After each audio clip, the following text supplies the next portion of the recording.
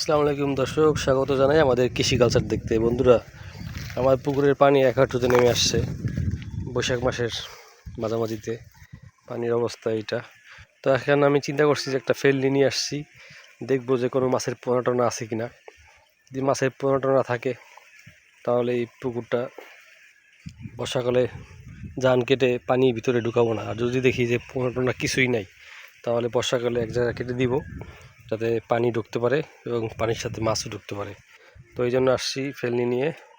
তো এখন পুকুরের ভিতরে ডুবাডুবিও করব, আবার মাছ ধরার চেষ্টাও করব। ফেলনি যাও খেয়াও দিলাম, দেখলাম যে চিংড়ির পোনা আসছে কিছু, এই যে আর একটা মলা মাছের পোনা পেলাম, আর দেখলাম ছোটো ছোটো অনেক বেলি মাছের পোনা।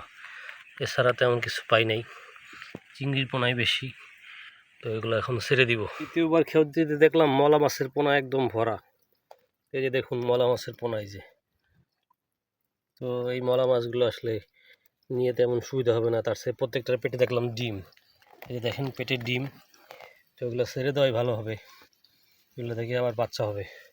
এটা 3 নাম্বার খেয়াও। এই খেয়াওতে আমি পুঁটি মাছ দেখতে পাইছি। এই দেখুন পুঁটি মাছ, এই যে একটা বড় পুঁটি মাছ পাইছি।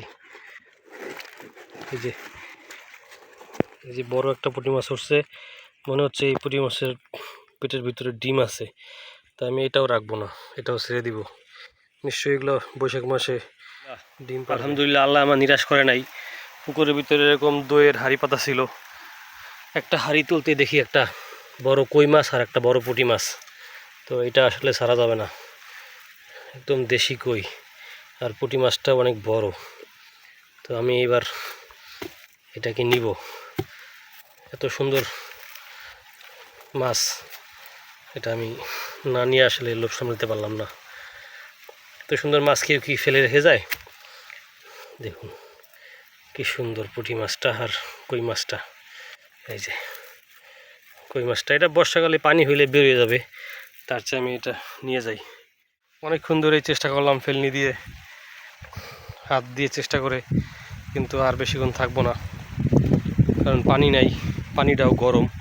তাই আমি চলে যাব, কিন্তু যাওয়ার আগে আল্লাহ আমাকে উপহার দিয়েছে এই মাছ দুইটা।